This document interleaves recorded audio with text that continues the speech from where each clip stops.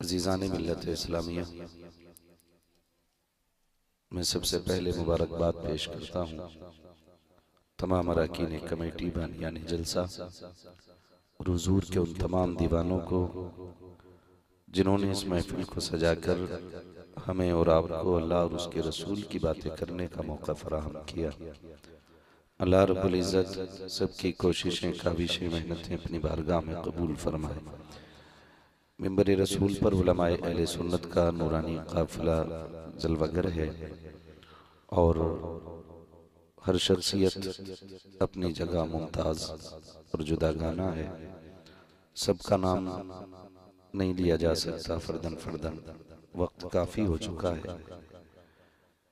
यूँ समझें मेरे मजलिस की हैसियत से पीर तरीक़त रहबर राह शरीयत आले नबी औलाद अली हुज़ूर सैयद मुजीब अशरफ साहिब क़िबला दामजिल्लहुल अली तशरीफ़ फरमा है। नक़ीब अहले सुन्नत भाई आफाक रज़ा मुशाहिदी साहिब क़िबला बड़ी उम्दा और नफीस नकाबत फरमाते हैं और बड़ी संजीदगी से ये निज़ामत करते हैं। अल्लाह ताला आफाक भाई मुशाहिदी को सेहत व सलामती और दराजी उम्र अता फरमाए। उनसे पहले झारखंड की सरजमीन से तशरीफ़ लाए हुए सना खां मद्दाह खैरुल अनाम भाई शमीम फैज़ी साहिब क़िबला, उन्होंने हुज़ूर की खूबसूरत नातें सुनाई और शुरू से अब तक के बाद दीगरे मुसलसल अपने नातो मनक़बत को समात किया। तकरीबन जहाँ तक मैं समझ रहा हूँ महफिल की आखिरी कड़ी के तौर पे मैं आप हज़रात के सामने हाजिर हुआ हूँ। ये कुर्सी जो मुझे मिली है, मैं बैठा हुआ हूँ इस पे, इसलिए नहीं कि मैं इन सब से बड़ा हूँ या ये छोटे हैं, ऐसा नहीं है। ये कुर्सी सिर्फ इसलिए मुझे मिली है ताकि मैं आपसे बात करूं तो आसानी के साथ आप मुझे समझ सकें और मैं आपको समझ सकूं। वरना हकीकत यह है कि मिंबर पर बहुत बड़े बड़े लोग तशरीफ़ फरमा हैं, आपके इमाम साहब क़िबला तशरीफ़ फरमा हैं और ये हमारे तमाम उलमाए अहले सुन्नत मुफ्तियान इकराम सारे दीन के बड़े बड़े खादिम मौजूद हैं। ये अलग बात है खामोश खड़े रहते हैं, फिर भी जो लोग बड़े हैं वो बड़े रहते हैं। ऐसे असलाफ से मिलता है हमारा शजरा जिनके कदमों में कई ताज पड़े रहते हैं। तो ये सारे बड़े लोग हैं, अल्लाह ने जिसकी जो ड्यूटी लगाई है वो अपनी अपनी जगह ड्यूटियाँ निभा रहे हैं। थोड़ी देर के लिए मैं भी हाजिर खिदमत हूँ। बस आपसे इतनी गुजारिश है जितनी देर सुने मोहब्बतों के साथ सुने, और ज़रूरी नहीं है कि बहुत ज़्यादा नारे हों, बहुत ज़्यादा आवाज़ हो तब तकरीर कामयाब होती है या तब महफिलें कामयाब होती हैं, इससे कोई सरोकार नहीं। हकीकत इतनी है कि अगर महफिल में आने के बाद एक बंदे में भी तब्दीली आ जाए तो फिर हम समझते हैं कि बुलाने वालों का बुलाना कामयाब होता है और आने वालों का आना कामयाब हो जाता है। ज़िंदगी ख़त्म हुई और कलम सूख गए, तेरे औसाफ का एक बाब भी पूरा न हुआ। अज़ीज़ान मिल्लत इस्लामिया, कितने आए चले गए और कितने आएंगे चले जाएंगे। हुज़ूर के दीन का नारा सुबह क़यामत तक लगता रहेगा और पूरी दुनिया भी मिलकर के अगर चाहे कि इसको घटाना तो खुदा की कसम दुनिया मिट जाएगी, हुज़ूर के दीन का नाम बाकी रहना है। वो कहा था अल्लामा काफ़ी ने, कोई गुल बाकी रहेगा ना चमन रह जाएगा, बस रसूलुल्लाह का दीन हसन रह जाएगा। अतलसो कम ख़ाक की पोशाक पर नाजा ना हो, इस तने बेजान पर खाली कफन रह जाएगा। मेरे अजीज़, ज़िंदगी के लम्हे बड़े कीमती हैं और वक्त बड़ी तेज़ी से गुज़रता जा रहा है। हर आने वाली घड़ी हमारी हमें मौत के करीब कर रही है और यह हकीकत हर एक शख्स के साथ जुड़ी है। सभी के साथ जो जिंदा हैं वो मौत के करीब होते जा रहे हैं और जो कब्रिस्तान चले गए हैं उन्होंने मौत का मज़ा चख लिया है। अब आखिरत की इब्तदा हो चुकी है। तो मेरे दोस्तों, आपसे बस इतनी गुजारिश है, ज़िंदगी ऐसी गुजार के जाएं कि किसी दूसरे के रहम व करम पे कब्र में जाना न पड़े। बस ऐसी ज़िंदगी बना लो कि जब जनाजे उठते हो ना तो कोई पुकारे न पुकारे, हमारे जनाजे ये पुकारते चलें, इन्हें जाना इन्हें माना, न रखा गैर से काम, लिल्लाहिल हम्द में दुनिया से मुसलमान गया। हमारी ज़िंदगी कम से कम ऐसी हो जाए, ऐसी हो जाए। और आज की जो महफिल सजी है ना, सहाबा इकराम और अहले बैत, शान अहले बैत, इस हवाले से इस महफिल को सजाया गया है। मैं बड़े फख्र से एक बात कहता हूँ, जब कभी ख्याल आए ना अल्लाह ने 4 बेटे दिए हैं और दिल कहे कि उसका शुक्र अदा करना चाहिए, कभी ख्याल आए अल्लाह ने इमारतें बनवा दी हैं और दिल कहे कि सजदा शुक्र अदा करना चाहिए, तो फिर एक बात मेरी तरफ से भी नोट कर लो, जब इन सारी चीज़ों पर रब के लिए सजदा शुक्र अदा करो तो एक बात और बता दूं कि जब याद आए तो फिर एक सजदा शुक्र ज़रूर कर लिया करो। और वो बात ये है कि जब याद आए रब ने हमें आला हजरत जैसा इमाम अता किया है तो फिर एक सजदा शुक्र ज़रूर अदा कर लिया करो। इसलिए कि इमाम इश्क़ मोहब्बत सैयदी सरकार आला हजरत, मैं अक्सर एक बात कहता हूँ कि लड़ने की ज़रूरत नहीं है, आला हजरत को पढ़ने की ज़रूरत है। पढ़ने की ज़रूरत नहीं है, मैं आपको गाली दो बोलूँ, आप मुझे गाली बोलें, इससे कोई मसला हल नहीं हो सकता है। उस चीज़ को देख लिया जाए जिस पे झगड़ा हो रहा है। इमाम इश्क़ मोहब्बत कौन आला हजरत, इनकी वो ज़ात है जिनके बारे में कहा गया जिस समत आ गए हो सिक्के बिठा दिए, है ना, मुल्के सुखन की शाही तुमको रजा मुसल्लम, जिस समत आ गए हो सिक्के बिठा दिए हैं। तो शुक्र रब का, उसने हमें इमाम इश्क़ मोहब्बत अता फरमाए हैं और उन्हीं ने हमें ये नजरिया पेश किया कि अहले सुन्नत का है बेड़ा पार, असहाबे हुजूर नज्म है और नाव है इतरत रसूलुल्लाह की। सुन्नी अहले सुन्नत वो लोग हैं, आला हज़रत वाले वो लोग हैं जो एक हाथ में हुजूर के सहाबा का दामन थामे हुए हैं, दूसरे हाथ में मुस्तफ़ा के अहले बैत का दामन थामे हुए हैं।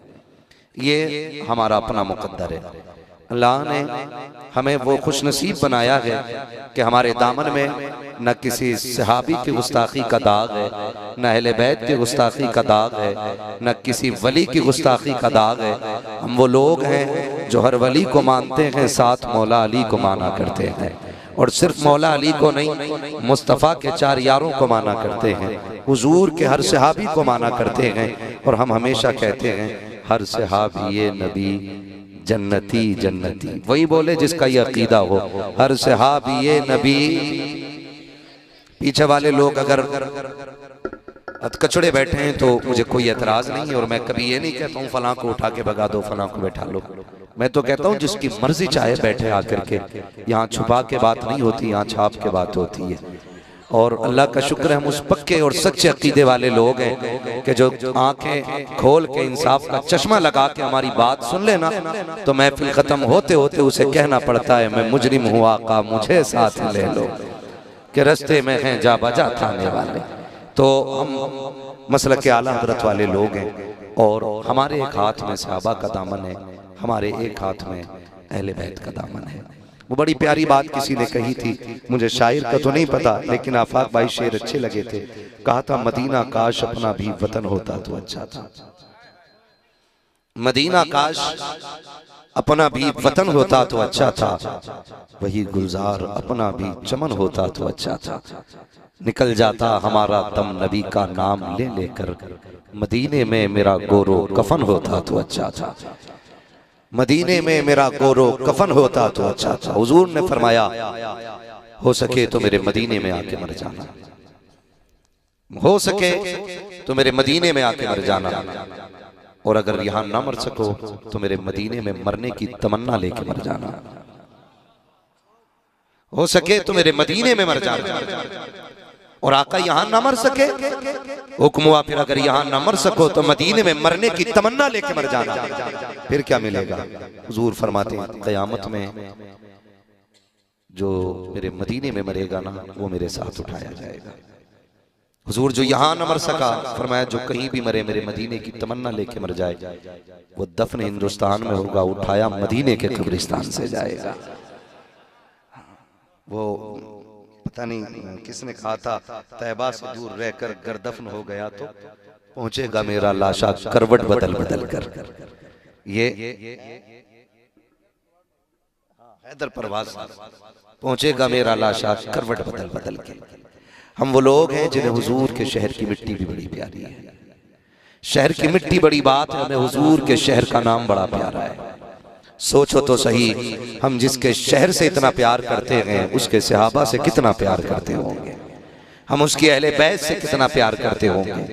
आज नजर लग गई उम्मत को, चंद फितने हमारे बीच चले आए। कुछ लोगों ने सहाबा का नाम लेकर के अहले बैत के खिलाफ बकवास शुरू की और कौम को टुकड़ों में बांट दिया।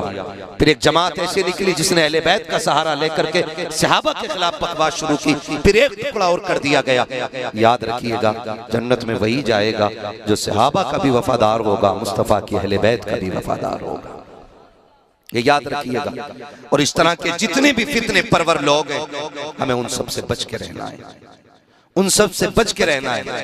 हमें अपना अकीदा वही रखना है जो इमाम इश्क मोहब्बत ने हमें समझा दिया है। हाँ, हम इसलिए आला हज़रत के गीत नहीं गाते कि साहब वहां से हमें 6 माही फीस मिल रही है या मंथली वहां से नजराना आ रहा है, इसलिए नहीं। हम इसलिए मानते हैं आला हज़रत को, इसलिए मानते हैं कि डाल दी कल्ब में अज़मत मुस्तफ़ा। सैयदी आला हज़रत पे, सैयदी आला हज़रत पे लाखों सलाम। तो ये तमाम नजरियों की हिफाजत तो हमारी की है ना, तो इमाम इश्क मोहब्बत ने की, सरकार आला हज़रत ने की। आज जो कौम को नजर लगी ना, ये चंद ऐसे लोगों की वजह से लग गई जिन्होंने कहा हमें इमाम अहमद रजा की जरूरत नहीं। बहुत गौर से मेरी बात सुनिएगा, जब ये बात कही गई ना हमें इमाम अहमद रजा की जरूरत नहीं, हमारे लिए कुरान काफी है, तो कुरान कहता है युदिल्लु बिही कसीरम व यहदी बिही कसीरा। भाई आपसे मैं कहना चाहता हूं, आला हज़रत से जो नफरतें पैदा हुई ना, ये ताज्जुब की बुनियाद पे हुई, वरना लोग थक गए उनको पढ़ते पढ़ते, पीएचडी डॉक्टर बन गए उनको पढ़ने के बाद। अल्लाह ने इल्म के 4 चांद उनके सीनों में लगा दिए और उनको इसलिए तमगा दे दिया गया पीएचडी और डॉक्टर होने का, क्योंकि उन्होंने आला हज़रत की जिंदगी पर तहकीक की। बता, जिसकी जिंदगी पर रिसर्च करना आदमी को डॉक्टर बना देता है, फिर उस इमाम अहमद रजा के कारनामे ने अहमद रजा को कितना बड़ा बनाया। आज समझने की जरूरत है, आज समझने की जरूरत है। लेकिन आ गया ताज्जुब सिर्फ इस चीज पे कि हर जगह आला हज़रत का नाम क्यों, आला हज़रत का नाम क्यों, हमारा नाम क्यों नहीं। हमारी खानकाह तुमसे पुरानी है, हमारा पीर खाना तुमसे पुराना है, हमारे पीर मुर्शिद तुमसे पुराने हैं। हम जानते हैं साकिब आप पुराने हैं, आपकी खानकाह पुरानी है, लेकिन जो काम मेरे इमाम अहमद रजा ने किया है वो बड़ा निराला काम किया है, वो बड़ा अनोखा काम किया है। खुदा की कसम खा के कहता हूँ, इमाम अहमद रजा को इसलिए तस्लीम नहीं किया जाता है कि वो मजार के मुजाबिर है, इसलिए नहीं माना गया कि खानकाह के सज्जादा नशीन है, बल्कि इसलिए माना गया कि मुस्तफा की अजमतों पे जब कीचड़ उठाला गया, उस कीचड़ के आगे और अजमत के बीच में दीवार बन के जो सबसे पहले आया है, उसी जात को अहमद रजा खान कहा। मुझे कोई मतलब नहीं कौन क्या मानता है, मैं गाली देने नहीं आया, पढ़ो आला हज़रत को, निकलो बाहर। ताज्जुब की बुनियाद पे हमें नहीं मानते, हम पुराने, हम पुराने। आला हज़रत का नारा क्यों लग रहा है? पूरी जिंदगी उन्होंने हुजूर का नारा लगाया। क्या कहते रहे? तेरी नस्ल पाक में है, बोले सारे, तेरी नस्ल पाक में है, तेरी नस्ल पाक में है। तू है ने नूर तेरा, तू है ने नूर तेरा, सब घराना नूर का। आज भांग पीने वाला हमें बताता है कि अली कौन, चरस पी के लोग बताते हैं अली कौन। हम उनसे पूछेंगे जिन्हें भांग के नशे में अपना नाम याद ना रखे, वो अली का नाम बताएगा। और मैं तो कहता हूं चरस और भांग पीने वाले को हक नहीं है वो मेरे मौलाए कायनात का नाम ले, इसलिए कि वो नाम इतना पाक है। 1000 बार बशोयम दहन से मुश्को गुलाब, हुनूज नामे तू गुफ्तन कमाल बेअदबी। झगड़े डाल दिए लोगों ने, झगड़े, और ये हमारे घर के अंदर के झगड़े। अगर किसी गैर ने ये आग लगाई होती तो सब्र होता कि गैर ने लगाई, हमारे अपनों ने ये आग लगाई, अपनों ने आग लगाई। जो बदस्तार पहन के हमारे बीच खाने और बैठने वालों ने कहा नहीं नहीं नहीं, गलत तो हुआ था अली के साथ, गलत तो हुआ था, हज़रत उमर को नहीं करना चाहिए था। हम बताते नहीं, किताब में तो है। इन चीजों से आग लग गई, दिल के पपोले जल उठे सीने के दाग से, इस घर को आग लग गई घर के चराग से। आज लोग एतराज करते हैं। मैं तो एक बात खुल के कहता हूं, अगर सहाबा की जिंदगी पे एतराज किया जाए तो फिर एतराज मुस्तफा की दरसगाह पे होता है जाकर के। सीधा हुजूर की दरसगाह पे एतराज होता है। मेरा शागिर्द गलती करे, गिरबान मेरा पकड़ा जाएगा। हजरत का शागिर्द गलती करे, गिरबान इनका पकड़ा जाएगा। इमाम साहब का शागिर्द गलती करे, गिरबान इनका पकड़ा जाएगा। लोग कहेंगे क्या पढ़ाया था, और कहते माज़अल्लाह अबू बकर सिद्दीक ने हक मारा। तो क्या मतलब हुजूर ने क्या पढ़ाया था, क्या सिखाया था हुजूर ने? तो इस तरह की फितना परवर बातें ला करके हमारी कौम में आग लगा दी गई। खुदा की कसम हमारा अकीदा यह है, नबी का अबू बकर भी बेमिसाल है, नबी का उमर भी, नबी का गनी भी, नबी का अली भी, मुस्तफा के चारों यार बेमिसाल, चारों यार बेमिसाल है। और वो भोंकते हैं उनकी अजमत पे जिनका रत्ती भर दीन पे कुछ नहीं लगा, रत्ती भर दीन पे नहीं लगा। सहाबा वो हैं जिन्होंने जिंदगियां लगा दी दीन के लिए, घर कुर्बान कर दिए दीन के लिए, सब कुछ लुटा दिया दीन के लिए। जो भौंकते हैं अबू बकर सिद्दीक की जात पे, अगर उनसे चंदा मांग लो ना, कहता टूटे हुए नहीं है। और अबू बकर वो है, मेरे नबी ने कहा था दीन को जरूरत है माल की, एक सुई भी ढूंढ के अबू बकर सिद्दीक ले आए थे और सारा इलाज हुजूर की खिदमत में पेश कर दिया था। हुजूर ने कहा था घर क्या छोड़ा है, तो अबू बकर सिद्दीक ने क्या कहा, मैं घर अल्लाह और उसका रसूल छोड़ आया हूं। ये जुमले थे और ये कुर्बानियां थी। आज हम अपनी कुर्बानियों को देखें और फिर अपनी जबानों का अंदाजा लगाएं, हम बोलते कितना और करते कितना। हजरत उमर आधा लेकर के चले आए, आधा लेकर के चले आए, हुजूर की बारगाह में पेश कर दिया। सोचा ये था जब अबू बकर से जीत जाऊंगा, लेकिन लाके जब देखा ना तो उमर आधा लाए थे, अबू बकर सारा ही लाए थे। हाँ, तो ये सहाबा की जिंदगी रही और ये उनकी कुर्बानियां रही। दीन ऐसे नहीं पहुंचा हम तक, हलवे खा के दीन हम तक नहीं आया, जर्दे खा के नहीं आया। मैं तो पूरी दुनिया को चैलेंज करता हूं, हमारे दीन का आइडियल जो है ना, कोई मुगल शासक नहीं, हमारा इस्लाम बादशाहों से नहीं आया, हमारे मजहब को लाने वाले मुगल नहीं है, हमें दीन देने वाले ये बादशाह नहीं है। हमारा दीन अगर लेकर के आया है कोई, तो उस जात को गरीब नवाज अजमेरी कहा जाता है। हमारे मजहब को समझने के लिए किसी मुगल की जिंदगी, किसी बादशाह की जिंदगी उखाड़ोगे तुम? ये सिखाते हमें दीन। हमने दीन सीखा है नबी के अबू बकर से, इश्क भी उन्हीं से सीखा है, प्यार भी उन्हीं से सीखा है, मोहब्बत भी उन्हीं से सीखी है। कितना प्यार, कितना प्यार, तारीख गवाह है।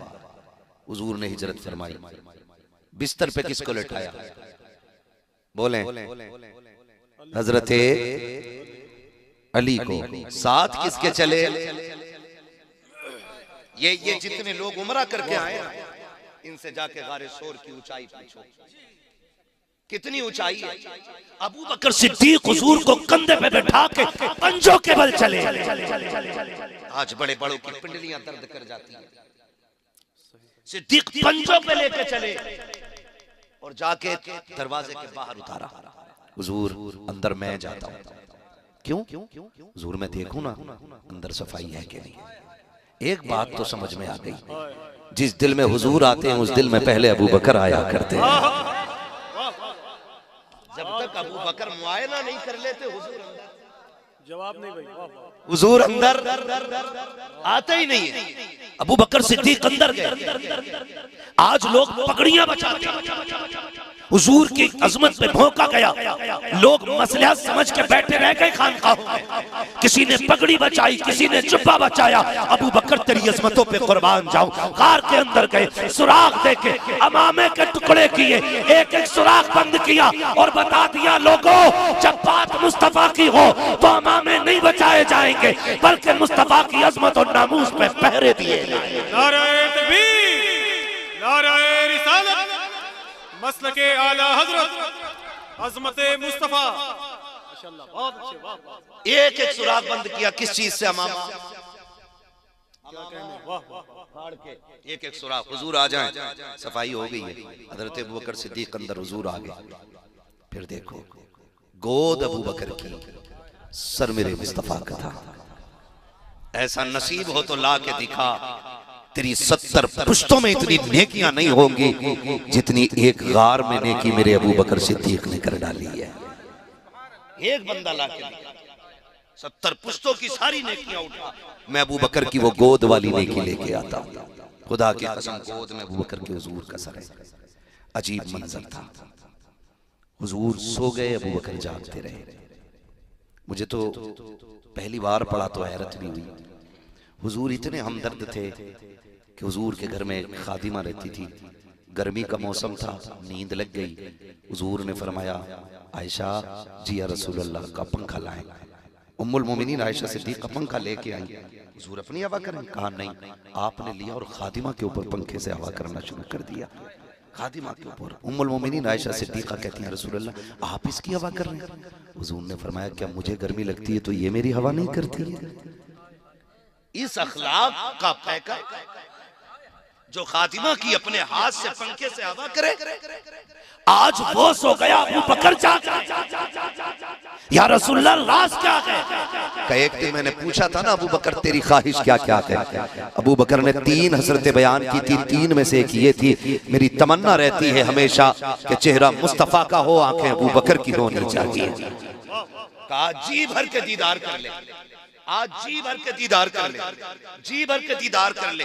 इसलिए मुस्तफा सो गए, अबू बकर ज़ियारत करते रहे। तारीख गवाह है, वाकया सुनाना मकसूद नहीं है। सांप आया, डस लिया। जब सांप ने डसा, पैर नहीं हिलाया, आपने जंबिश तक नहीं दी, कहीं मुस्तफा की नींद में खलल ना पड़ जाए, कहीं नींद में खलल ना आ जाए। जब आंसू टपके और मुस्तफा के रुखसार पे गिरे, आका करीम ने आंख खोली। अबू बकर क्या बात है? तो ये भी तो कह सकते थे, आका लगता है किसी चीज ने काट लिया है, लेकिन बात करने का अदब देखिए। सरकार अबू बकर सिद्दीक कहते हैं, फिदा का भी व उम्मी या रसूल अल्लाह, आका मेरे माँ बाप आप पे कुर्बान हो जाए। पहले ये तमयीज बांधी जा रही है बात से, ये नहीं कहा जा रहा है आका जान को खतरा हो गया है। कहते हैं फिदा का भी व उम्मी या रसूल अल्लाह, आका मेरे माँ बाप आप पे कुर्बान हो जाए। क्या हो गया है? का सरकार लगता है मुझे सांप ने डस लिया है। मुस्तफा उठे, अपना लुआब लगाया, अबू बकर सिद्दीक ठीक हो गए। अल्लाह अकबर, तारीख गवाह है। जो ये कहते हैं नबी किसी को कुछ नहीं देते, मैं पूछना चाहता हूँ, देख तो सकी लुआब लग जा रहा है, शिफा मिल जा रही है, तो क्या गलत कहा मेरे इमाम ने? आपने कहा था जिनके तलवों का धोबन है, आबे गया है वो जाने मसीहा हमारा नबी। मेरा इमाम कहता है कौन देता है, देने को मुंह चाहिए, देने वाला है सच्चा हमारा। नारे तकबीर, नारे रिसालत, मसलके आला हजरत हजरत अल्लामा मुफ्ती हम्माद रजा साहब कुल्ला। नारे तकबीर, नारे रिसालत। हुजूर ने लुआब लगाया। ठीक, अगली बात कर लूं अगर इजाजत हो। थके तो नहीं है ना? अभी थके तो नहीं है? अभी बात मैं हुजूर के अबू बकर पे कर रहा हूं। जितना हो पाएगा वक्त के अंदर रह के मैं उतनी बात कर लेता हूं। सब पे बात तो मुकम्मल मुश्किल हो जाएगी। हजरत अबू बकर सिद्दीक रज़ी अल्लाह ताला गार के अंदर कितने दिन रहे? बोले बोले, जोर से बोलो, सही बोल। सलामत रहे माशाअल्लाह। ये फायदे रहते हैं जलसों के और तकरीरों के, काफी दिन तो महफिलों से आ जाता है। कितने दिन रहे? जोर से, कितने देर? 3 दिन रहे। एक दिन प्यास लग गई हजरत अबू बकर सिद्दीक को। हुजूर प्यास लगी है, अब मांग किससे? बोले हुजूर से। हुजूर अलग से आए थे ना? नहीं ना, साथ ही में थे। आका कहते थे अबू बकर जहां तू वहां मैं, जो तेरा हाल वो मेरा हाल, मैं पानी किधर से लाऊं? हुजूर ने मुस्कुरा के देखा, फरमाया जाओ गार के बीच में चले जाओ, वहां पानी अपनी प्यास बुझा लो। गार साफ की थी हजरत अबू बकर सिद्दीक ने, और पानी पूछ रहे हुजूर से, और आका बता भी दे। तो अबू बकर सिद्दीक ये भी तो कह सकते थे हुजूर मैं और आप ही हैं, मैंने सफाई की पूरी गार की और पानी किधर? लेकिन सहाबी थे, उन्हें पता था तुम्हारे मुंह से जो निकली वो बात होके रही। उठे और गए, बीच गार में पहुंचे, पानी का प्याला रखा हुआ था, पिया, आ गए, पानी पी लिया था, बात खत्म हो जाती। भाई मुझे हजरत भेजे कि जाइए खाना खा के आ जाइए, मैं आ जाऊं, खा लिया, फिर ये तो नहीं पूछेंगे ना बताइए खाया कि नहीं खाया, क्योंकि भेजा ही इन्होंने। अब हुजूर क्या कहते हैं, बात खत्म हो जानी थी, अबू बकर पी लिया पानी का, जी या रसूलुल्लाह का, था कैसा? ये क्यों पूछ रहे था कैसा? इसका मतलब कुछ नया था, तभी तो पूछा गया था कैसा पानी। अबू बकर सिद्दीक कहते हुजूर मैंने उसे हाथ लगाया तो बर्फ की तरह ठंडा था। हुजूर मैंने उसको करीब किया ना और देखा ना तो दूध से ज्यादा सफेद, और जब मुंह के करीब लाया उसकी महक थी मुश्क से ज्यादा तेज, होठों से लगाया तो मिठास शहद से ज्यादा थी। अब आका क्या कहते हैं अबू बकर, पता है पानी कहां से आया था? कहते हैं अल्लाह व रसूलुहु आलम, अल्लाह जाने या उसका रसूल जाने, मैं पी के आ गया, मैं पी के आ गया। हुजूर मुझे नहीं पता, आप बताएं। आका फरमाते हैं अबू बकर रब ने तेरे लिए ये जन्नत से प्याला भेज दिया था। अब मुझे ये बताइए जो मुस्तफा का यारे गार भी हो, मुस्तफा का यारे मजार भी हो, और जिसको मुस्तफा जिंदगी में जन्नत के हौज़े कौसर के प्याले अता कर दे, जो उन्हें जहन्नमी कहे वो जन्नती कैसे हो सकता है?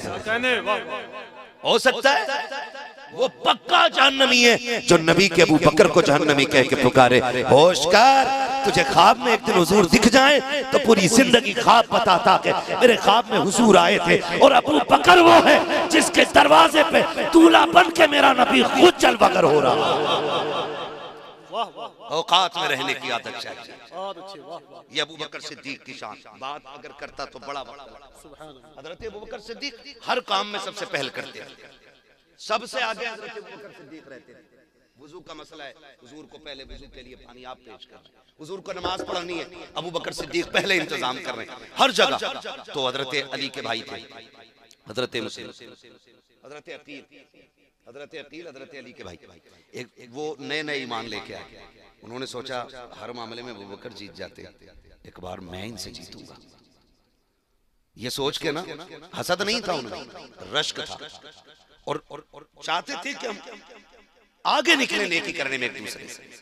हसद आज हो गया है, बिल्डिंग बन कैसे गई, नीचे वाला रद्दा निकलेगा कैसे? मौलाना ने मोटरसाइकिल ले ली, तनख्वाह घटा दो, लग रहा ज्यादा बचने लगा। ये आज के दौर में, लेकिन वहां ऐसा नहीं था।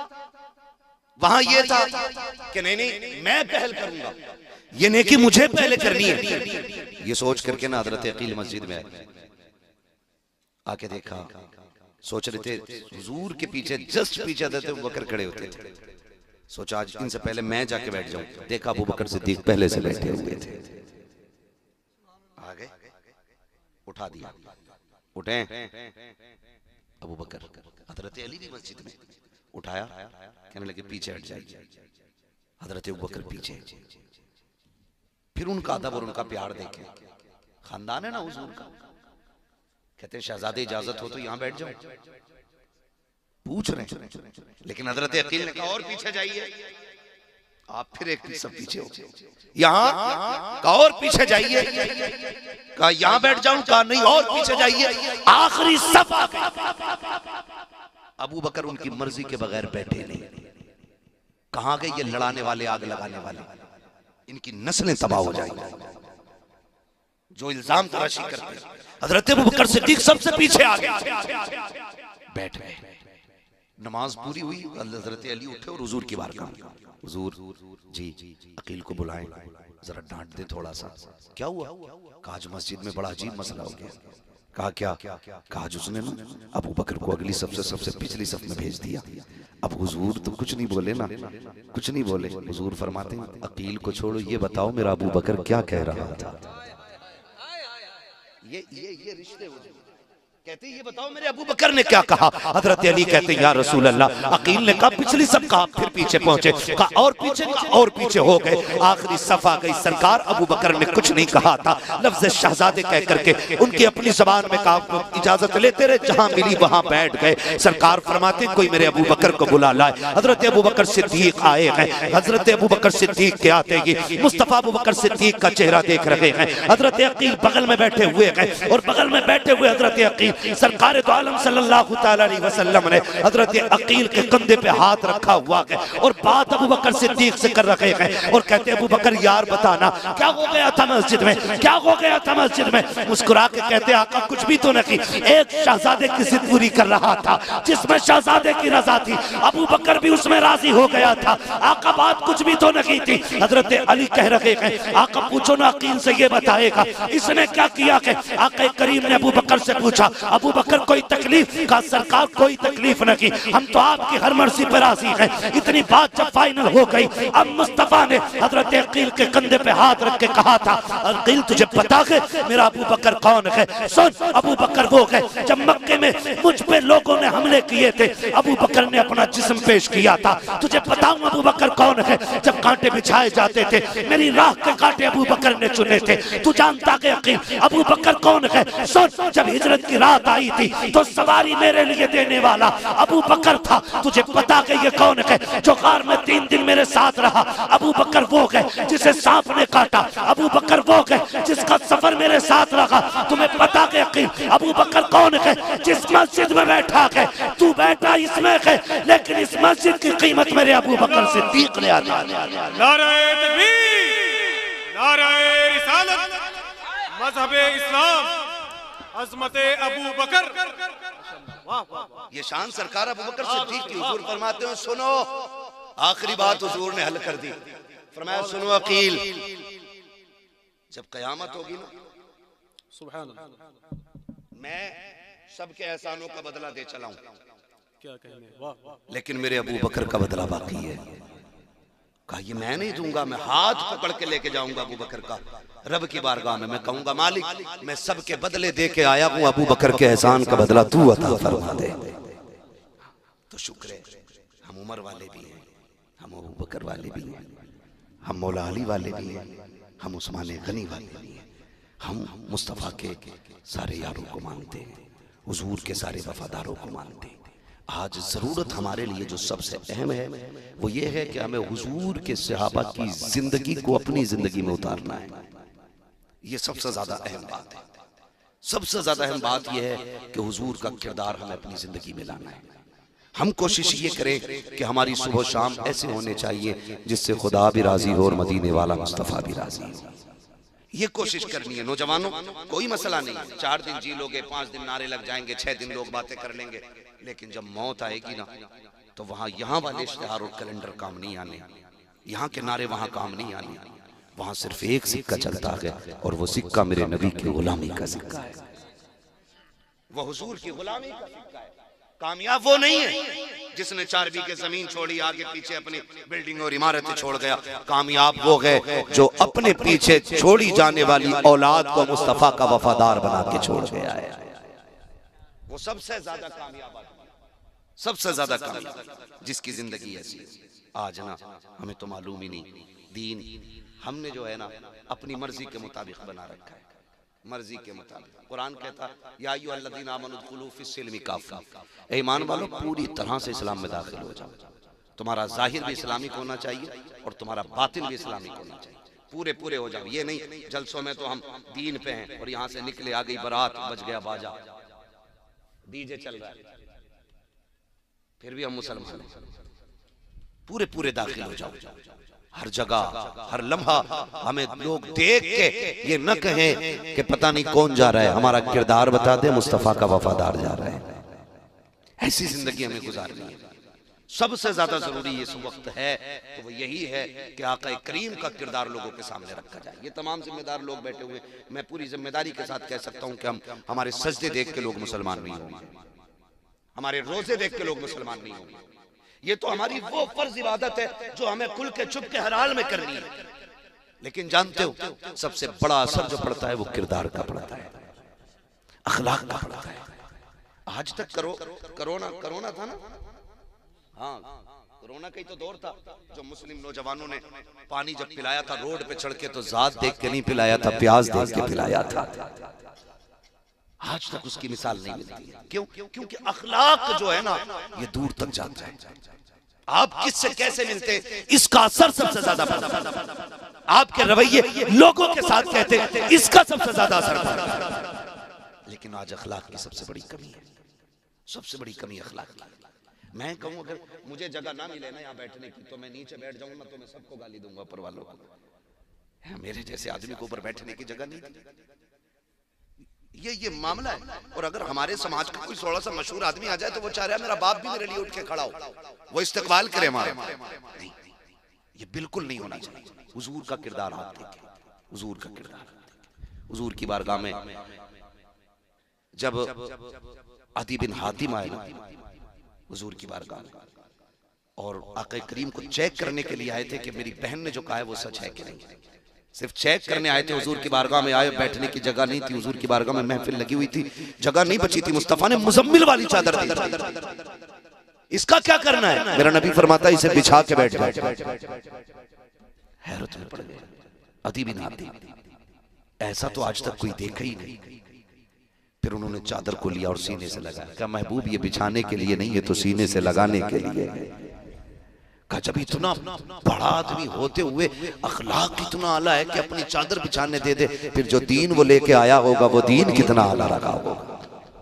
तो ये चीजें होती हैं जो हमें मजबूत करेंगी, ये चीजें होंगी जो हमें बेहतर करेंगी। आज ना नए नए फिर गालिबन अदद तकरीर में कह रहे थे कि वो क्या है, सास के साथ शादी कर ली किसी ने, दामाद लेके निकल लिया भाई। ये बात चल रही थी। मैं आपसे एक बात कहूंगा, मैं एक बात जानता हूं, जो भी शरीयत की हदें तोड़ेगा वो रुसवा और जलील जरूर होगा। ये क्लियर। जो भी शरीयत की हदें तोड़ेगा उसे रुसवा होना है। अगर आप एहतियात नहीं रखेंगे तो फिर ये जिल्लतें हमारा मुकद्दर बनेगी, फिर ये जिल्लतें हमारा मुकद्दर बनेगी और कोई बचा नहीं सकता। बड़ी अच्छी बात कही थी हमने, करोड़ों रुपए मज़ारों में तो लगा लिए, गुंबद भी हमने बना लिया, संगे मरमर भी हमने बना लगाए, लेकिन अपनी कौम को एक ऐसा इदारा नहीं दे पाए जिसमें बेटियों की भी इज्जतें महफूज रह सकें और बेटों की जिंदगियां महफूज रह सकें। ये सबसे बड़ा फुकदान हमारी कौम का, ये सबसे बड़ा नुकसान हमारी कौम को पहुंचा है। खुदारा थोड़ा सा होश के नाखून लें और इदारे मजबूत करें, इदारे मजबूत करें। और अब तो मजबूत क्या, जो हैं उन पे आ बनी, अब तो वो खतरे में आ गए जो हैं, नए बननी तो बड़ी बात। जबकि हमारे इदारे लोगों में शराफत तकसीम करते हैं, प्यार बांटते हैं, मोहब्बत बांटते हैं, हुजूर का किरदार लोगों तक पहुंचाते हैं। मैं आपसे कहना चाहता हूं अपने बच्चों को दीन दीजिए, हुजूर का किरदार इनके सामने रखिए और इन्हें पढ़ाइए। और ये भी बताइए कि एक सबक याद रखना कि मोहम्मद से वफा तूने तो हम तेरे हैं, ये जहां चीज है क्या लोहो कलम तेरे हैं। हमें अपनी नस्लों को महफूज करना पड़ेगा, अपनी नस्लों को। आज नस्लें महफूज नहीं है, नस्लें महफूज नहीं है। शादी का सालक चल रहा, एक तो फोन करके कह रहा तारीख दे दो वरना देवबंदी हो जाऊंगा। सारे जोर हम पे ही है, कह रहा तारीख दे दो वरना डांस कराऊंगा। ऐसा लगता है कि उम्मत हम ही है, ये नहीं। अजीब मसला लोगों, हमें वक्त नहीं है तो तू डीजे बजाएगा, हम नहीं आएंगे तो तू नाच कराएगा। ये क्या है? ये दीन की कमजोरी है। वरना जितनी दीन की जिम्मेदारी मेरे ऊपर है उतनी जिम्मेदारी हर नौजवान के ऊपर। ये नहीं कि मेरी बेटी कनीज़े फातिमा ज़हरा बने और आपकी बेटी बार डांसर बने, ये मतलब बिल्कुल नहीं है। मतलब ये है कि जितनी जिम्मेदारी मेरी बेटी के सर पे है उतनी की जिम्मेदारी आपकी बेटी के सर पे भी है। लेकिन किधर जा रहे हैं? तारीख दो वरना डीजे बजवाऊंगा। बजवा ले, हमारे बाप का क्या जाए। कल तो हद कर दी, परसों फोन करके कह रहा तारीख दे दो वरना वहाबी हो जाऊंगा। इससे क्या मसला है? कोई रास्ता ही नहीं बचा। ये हालात ऐसे बनते चले जा रहे हैं। दीन को पहचानिए, दीन की जिम्मेदारी हर बंदे के सर के ऊपर है। हर किसी को जवाब देना दीन का काम कितना करके आए, काम कितना करके आओ। शान मोहम्मद साहब आपने जलसा किया है ना, महराज साहब आपने महफिल सजाई थी, इतने मेहमानों का इंतजाम एहतमाम किया था, सारे काम सिर्फ यही करेंगे तो फिर सुभान अल्लाह कहने का हक कम से कम आने वालों का तो बनता है कि नहीं बनता है? वो भी यही कहेंगे, लोग कहेंगे नहीं नहीं ये तो सबका बनता है, ठीक है ना। तो आपसे मैं इतनी गुजारिश करना चाहता हूँ, खुदारा घरों के हालात बेहतर करें और बेटियों से जाके बता दें, मर्दों से ज्यादा बेटियों का दुरुस्त होना जरूरी है। समझ रहे हैं? मर्द 98% नेक हो तो बीवी का 99 नहीं बल्कि 100% नेक होना जरूरी है। इसलिए कि बच्चों के साथ बाप कम रहता है, मां ज्यादा रहता है। बाप का असर बच्चे पे कम और मां का असर कैसा होता है ये तो आप भी जानते होंगे ना। ये कोई मैं आसमान के ऊपर की बात थोड़ी बता रहा हूं। और बच्चों की तबीयत जो माइल होती है मां की तरफ ज्यादा होती है। आप देखो तलाक बीवी लेती है ना तो बच्चे मां की तरफ भागते हैं कि रहना मां के साथ। क्यों? क्योंकि उनकी तबीयत का मैलान होता कि मां की तरफ ज्यादा है। तो बाप से ज्यादा मां का नेक होना जरूरी है। और जबकि अब्बा का 12 घंटे कमाने में गुजरता है, अम्मा के 6 घंटे मोबाइल पे गुजर रहे हैं। हाँ, सीरियल कज़ा नहीं हो सकता इसका।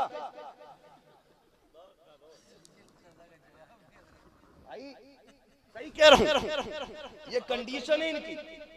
5 मिनट पहले आटा गूंद के रख देते, हाथ धो के फ्रेश होके क्या अब सीरियल नाटक आने वाला वो जरूर देखना है। और बूढ़ी बूढ़ी सबसे आगे बैठती है, वहां सदारत होती है, आंखों में देखो अब दिखता नहीं है साफ, लेकिन सबसे आगे बैठ के करी लल्ली अब बता अब क्या हो रहा, अब क्या हो रहा, अब क्या हो रहा। इस बूढ़ी से क्या ईशा पड़ी है का घुटने काम नहीं करते, फजर पड़ी है मुसल्ला नहीं दिखता। ओ मेरी माँ हैरत कर, तुझे टीवी दिखती है, रब का कुरान नहीं दिखता, तुझे टीवी दिखती है, मुसल्ला नजर नहीं आता, मौत का वक्त करीब आ गया। अब तो तौबा कर ले वरना सब होंगे, तुझे बचाने वाला कोई नजर नहीं आएगा।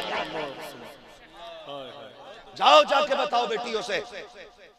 और जितनी बेटियां अगर मौलवी कोई तकरीर कर देना कि बेटियों को क्या जरूरत है, कहा मौलवियों के तो पेट में आग लगे।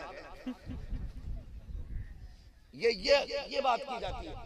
और कुछ कहते ना इनकी सोच गंदी है मौलवियों की, इनका दिमाग वहां चला गया जो हम सोचते नहीं। ये बातें लोग करते हैं। हाथ जोड़ के कहता हूं अगर इस्लाम ने पर्दे का हुक्म दिया है तो शक नहीं किया आप पे, शक नहीं किया कि अगर शक की बुनियाद पे पर्दे का हुक्म होता ना तो मेरा नबी अपनी फातिमा से ज्यादा किस पे यकीन करता था? बताओ कोई। मेरे नबी को अपनी आयशा से ज्यादा किस पे भरोसा? जिसकी तहारत में, जिसकी पाकीज़गी में रब ने कुरान में आयतें नाज़िल की, उससे ज्यादा पारसा को। लेकिन जानते हो आज कह दो ना कि भाई बेटियों को पर्दे में रखो, मौलवी की सोच ही गलत, ये तो सोचते ही गलत नहीं सोचते। मेरे लाल मेरे साथ रह के देख 8 दिन कितने आके 3 बजे कहते हैं रात से बेटी 2:30 बजे से गायब है, तावीज दे दो लौट के आ जाए। कोई कहता फजर में चली गई है, कोई कहता 3 बजे चली गई है। हाथ जोड़ के कहता हूँ ये जो भाग रही है ना 3 बजे 2 बजे 8 बजे रात में उठ के कहता किसी को पता न चल जाए, ये वो जूता तेरे मुंह पे लग गया है कि इसे छुपाए नहीं छुपाया जा सकता है। और तुम क्या समझते हो एक रात का तावीज भागी हुई बेटी को ले आएगा? जिसकी जिंदगी में आग लगाई तुमने 18 साल तक हो, उसे 3 मिनट का तावीज सवार नहीं सकता है। जिसको 25 साल तुमने ढंग से बिगाड़ा हो उसे मौलवी की 2 मिनट की दुआ नहीं सवार सकती है। जिसकी जिंदगी को तुमने 25 साल तक तहस-नहस करके रखा हो उसे मौलवी का तावीज नहीं बचाएगा। अगर बेटियां बचानी है तो बेटियों को किरदार फातिमा पढ़ा लो, खुदा की कसम तावीज हो न हो खातून जन्नत का किरदार तेरी भी इज्जत बचा लेगा, तेरी बेटी की भी इज्जत बचा लेगा। नारे तकबीर, नारे रिसालत।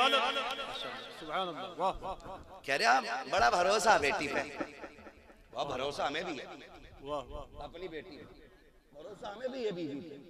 लेकिन शरीयत हमें हुक्म देती है ना पर्दा पर्दा पर्दा। तो हमने अगर कलमा पढ़ा है तो इतने आजाद नहीं कि अपनी मर्जी से जिए। फिर पर्दे को अहमियत दो, पर्दे को अहमियत दो।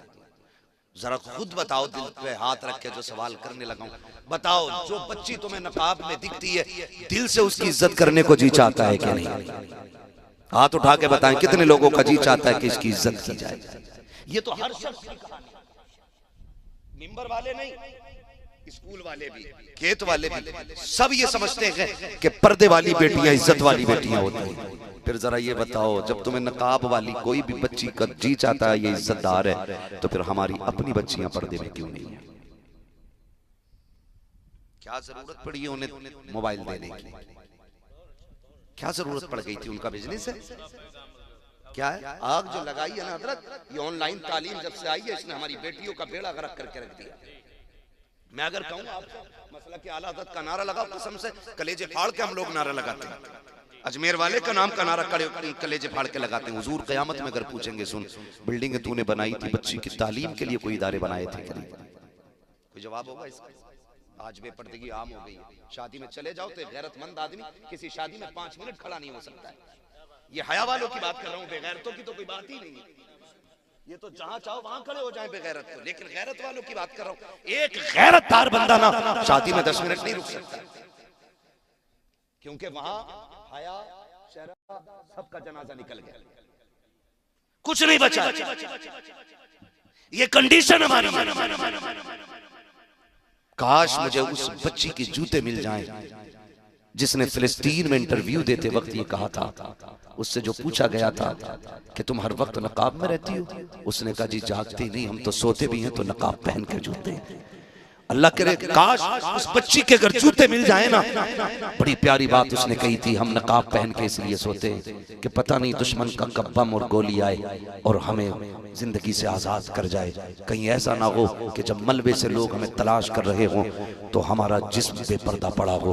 कहीं इसलिए नकाब पहन के सोते हैं, अगर मर भी जाएं, हमारी लाशें भी निकाली जाएं तो पर्दे के साथ लाशें निकल के आए।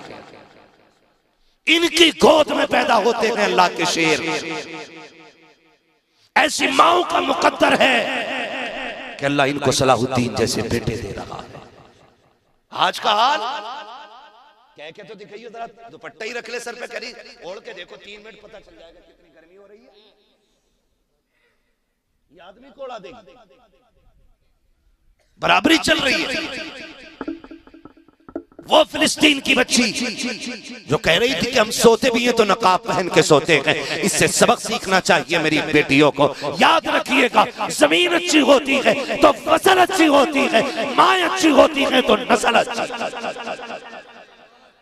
खाली नारों से काम चलने वाला नहीं, हमें अखलाकी तौर पे भी बेहतर होना पड़ेगा।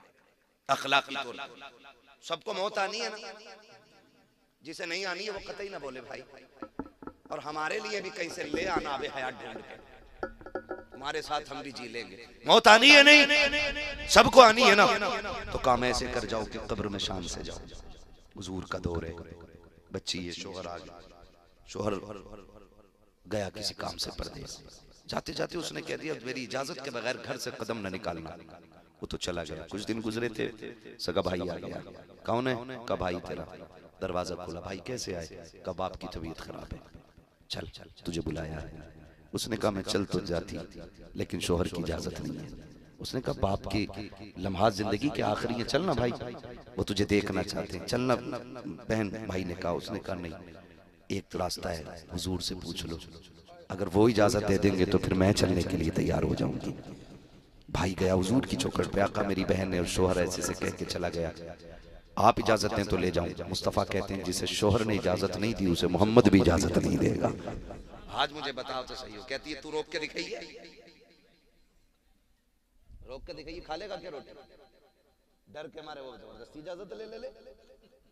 यहाँ इतने प्रदर्शन करके हम एक बात गवर्नमेंट से नहीं मनवा पा रहे, वो खाली बस रोटी का एक ताना दिया और बंदा के ठीक है भाई ले ये बैग तेरा। ये कंडीशन औरत क्या कहती है? हुजूर अगर इजाजत दें तो मैं चली जाऊं। आका के इरशाद करीम में आना, अगर शोहर ने इजाजत नहीं दिया तो फिर मैं भी इजाजत नहीं दे सकता। ये मुस्तफा ने कहा। कुछ दिन फिर भाई आया, क्या आप क्या हुआ? का बाप का इंतकाल हो गया। अब तो चल काप भी नहीं जा सकती, कोई सूरत हो तो फिर मुझे दिखा दिया जाए। जनाजा तैयार हुआ, बेटी के दरवाजे पे आ गया। जब बेटी के दरवाजे पे आया, भाई ने कहा अब तो चेहरा देख ले, का बाहर नहीं आ सकती, अंदर लेके आओ। जैसे जनाजा बाप का अंदर आया ना, तो बेटी बेटी हुआ करती है। बाप के चेहरे से कफन हटाया, माथा चूम के रोने लग गई। चंद आंसू बाप के चेहरे पे गिरे और उसके बाद नजर उठा के कहा, मालिक तू जानता है ना इससे मेरा रिश्ता क्या है, ये मेरा बाप है, इससे मेरा खूनी रिश्ता है, इसके जरिए मैं दुनिया में आई हूँ। लेकिन मेरे परवरदिगार, मैंने तेरी शरीयत के लिए अपने बाप की ज़ियारत तक को ठुकरा दिया है। अल्लाह अगर तू मेरे इस अमल से राजी है तो मेरे बाप की मग़फ़िरत फरमा दे। इधर जनाजा उठा है, उधर मुस्तफा की आंख में आंसू आ गए। आका से सहाबा ने कहा, आप क्यों रोए? सरकार कहते जाओ उस बेटी को खुशखबरी दे दो, अल्लाह ने इस अमल के बदले में उसके बाप को जन्नती बना डाला। अगर बेटियां पारसा होती हैं तो अल्लाह बाप को जन्नती बना दे। क्या बनेगा उन अब्बा का जिन्होंने मार्केट से वो सूट ला के दिया कि जिसको पहने और बेपहने में कोई फर्क नहीं होता है। इसलिए हर बंदा जिम्मेदार है, पर्दे को लाजिम करो। और बेटियों से सिर्फ एक बात कह दो, ये जो जिंदगी है ना, ये जिंदगी में आने का मतलब है अल्लाह रसूल की रजा, अल्लाह रसूल की रजा। और जो बेटियां मुर्तद हो रही हैं ना, गाड़ियों के चक्कर में और सोने के चक्कर में और होटलों के चक्कर में, खाने पीने के चक्कर में, सिर्फ एक बात जान लीजिएगा, ये चंद दिन के मेहमान हैं, हम फिर आखिरत का सामना करना है। इसलिए जाओ बेटियों को पर्दे की तलकीन करो। नौजवानों से गुजारिश है कि अपनी नजरों को पारसा कर लो, इतना खूबसूरत बना लो तुम अपनी नजरों को कि लोग तुम पे अपनों से ज्यादा भरोसा करने लग जाएं। ये दौर भी इस्लाम ने देखा है, ये दौर भी देखा कि गैर मुसलमानों पे इतना भरोसा करते थे कि बेटियां उनके हवाले कर जाते, बेटियां उनके हवाले कर जाते। हम प्रदेश जा रहे हैं, बेटी आपके हवाले। लेकिन आज दौर कैसा है, हमारी बेटियां हम ही से महफूज नहीं है, हम किससे बात करें, हम किससे करें? खुदारा आप नजरों की हिफाजत करें और अपने आप को इतना बदल दें, इतना बदल दें कि लोग यकीन करने पर मजबूर हो जाएं कि मुसलमान से ज्यादा पारसा कोई कौम नहीं हुआ करती है। करेंगे इंशाअल्लाह। अपने मेरे कहने से आप वली नहीं हो जाएंगे, आपके कहने से मैं वली नहीं हो जाऊंगा।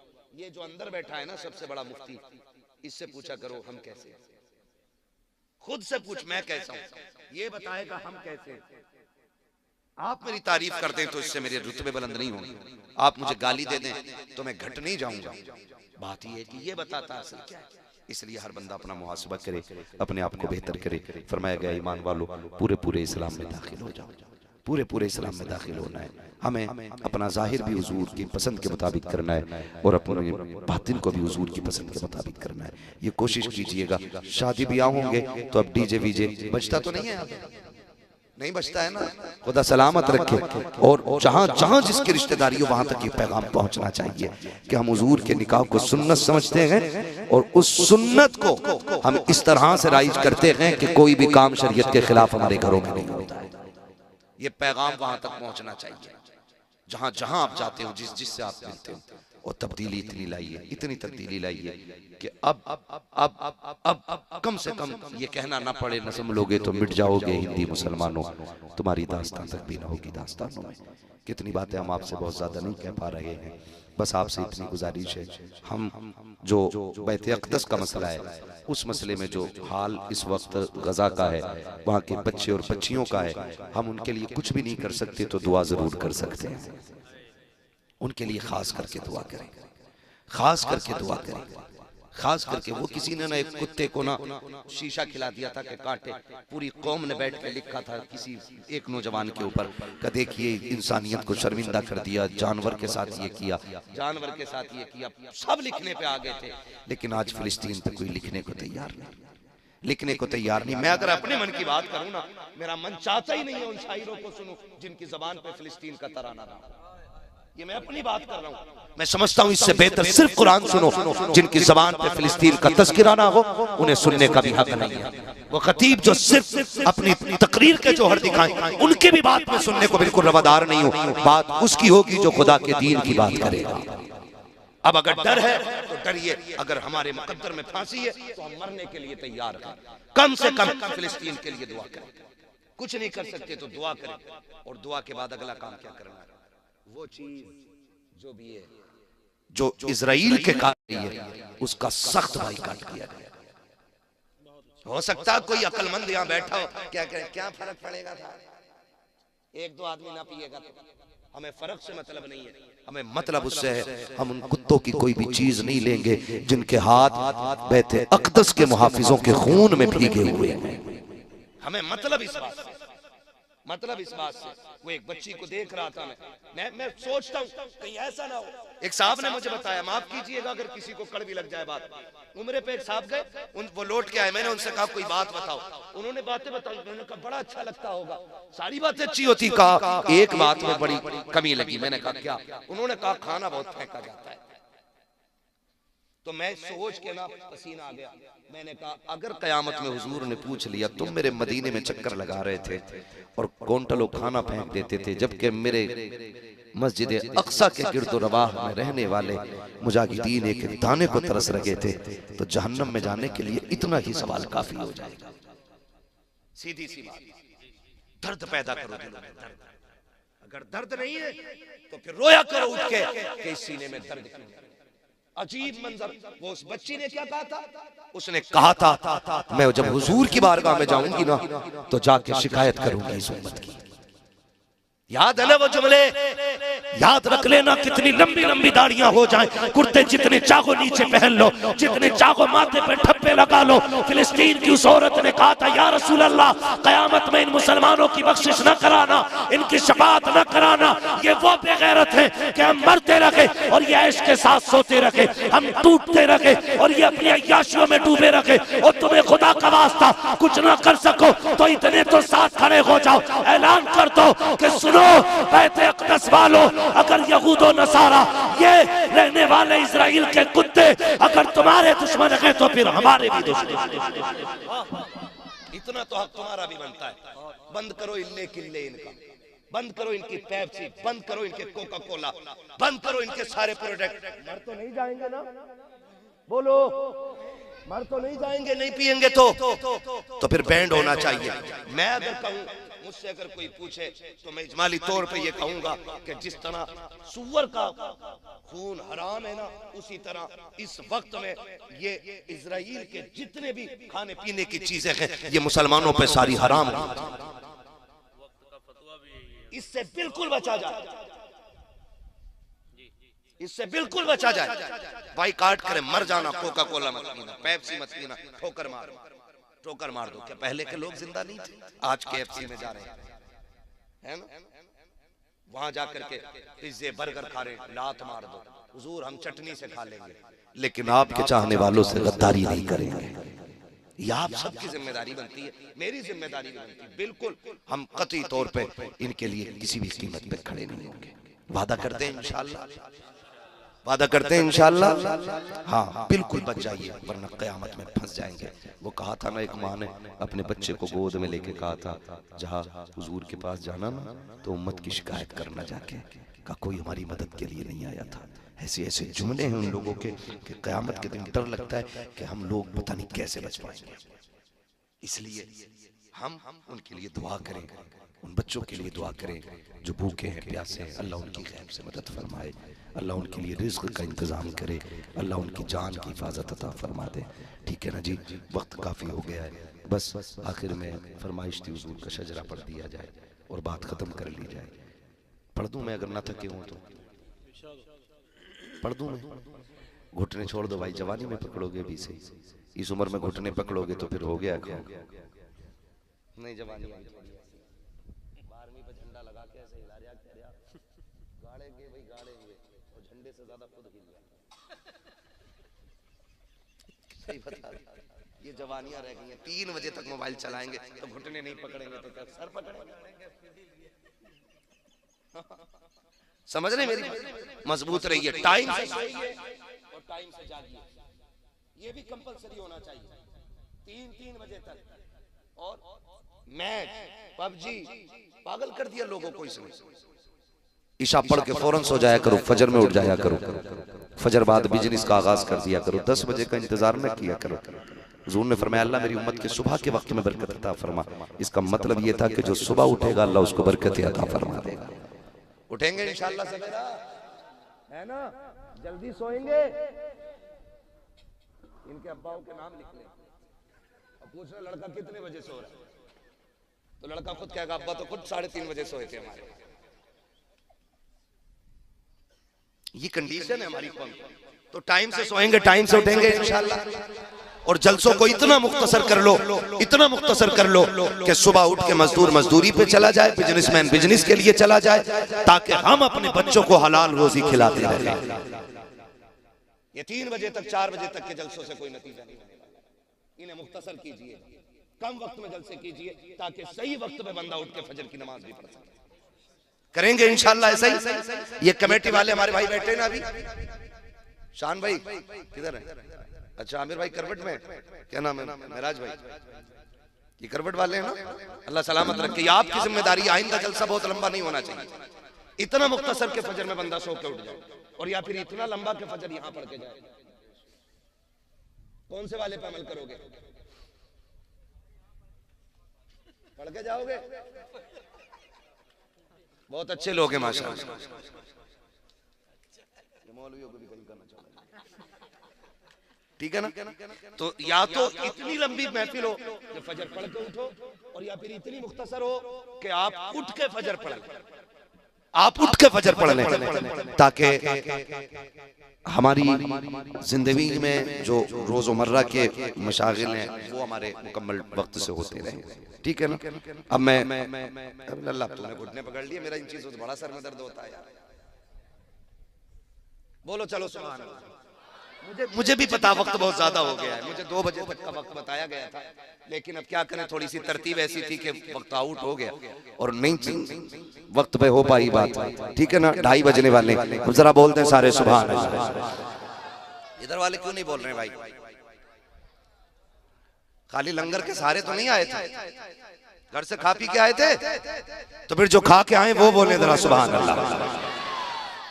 हम लोगों की थकन मुर्ग मुसल्लम और बकरों से नहीं उतरती है, हम लोगों की थकन सुभान अल्लाह से उतरा करती है ना? इतनी जोर से सुभान अल्लाह कह दो कि बनारस सॉरी इलाहाबाद तक थकन नहीं लगनी चाहिए, माशाअल्लाह। और जब हाथ का इशारा हो ना तो समझ जाना मौलवी क्या चाह रहा है। क्या चाह रहा है मौलवी? मौलवी चाह रहा है सांस लेना। भाई बात साफ सही रहती है। मैं सांस लेना चाह रहा हूं और आप सुभान अल्लाह कहेंगे, ताकि आप सुभान अल्लाह कहें, उसी बीच में मैं सांस ले लूं, आपको नेकियां मिल जाए, मेरा काम हो जाए। बात साफ सच्ची अच्छी रहती है भाई, खाली सुभान अल्लाह का झांसा देख के अपना काम नहीं निकालना। बता दो भाई मैं सांस लूंगा उस वक्त में, इसलिए आपको सुभान अल्लाह कहनी है, ठीक है ना? कहीं ऐसा ना हो तुम सुभान अल्लाह कहना भूल जाओ तो मौलवी सांस लेने के चक्कर में पड़ जाए, ठीक है ना? बोलेंगे ना सुभान अल्लाह। और तीसरी बात भी कह दूं, मैं ये कह रहा हूं भाई बीच में साथ मत छोड़ देना। अगर छोड़ दिया तो नमाज जनाजा नहीं पढ़ा रहा हूं हजरत में, जो तकबीर पूरी कर बैठूंगा। जहां साथ छोड़ दोगे वहीं मैं भी साथ छोड़ दूंगा। आप साथ देते रहोगे, शजरा पूरा हो जाएगा। बोले जरा सुभान अल्लाह। ये जो डिस्प्ले है अगर ये खराब हो गई ना तो फिर मोबाइल नोकिया का भी चाइना का ही लगता है। ये डिस्प्ले अच्छी करो भाई, सामने वाले लोग, आपकी जिम्मेदारी ज्यादा बनती है। बोले जरा सुभान अल्लाह। बच्चा पार्टी बोलो सुभान अल्लाह।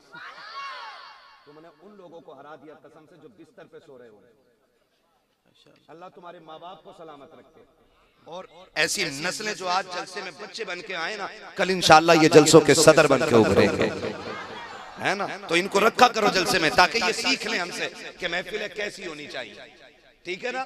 फिर बोले जरा सुभान अल्लाह।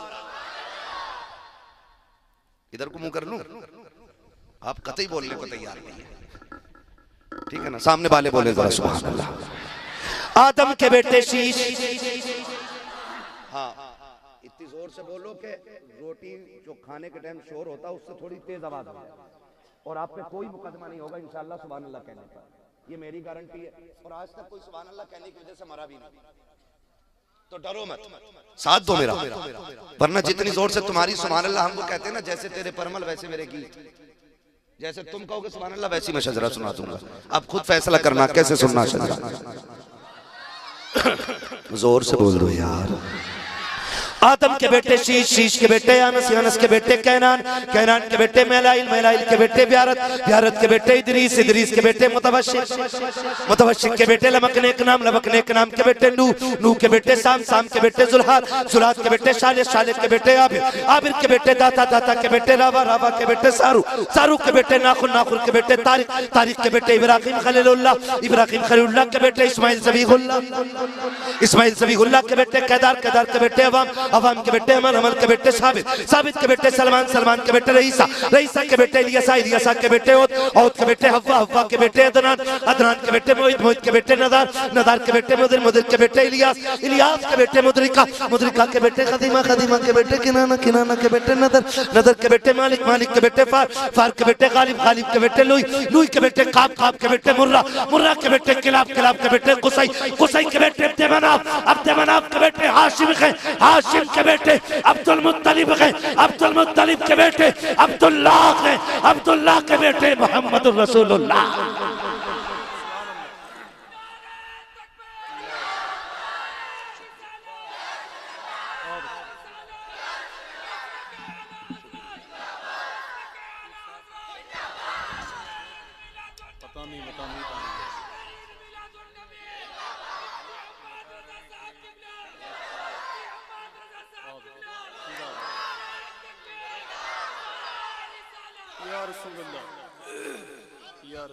दोस्तों बस पूरी तकरीर का माहसल ये है, मेरी पूरी तकरीर का निचोड़ दो बातों में ख़त्म कर लूँ।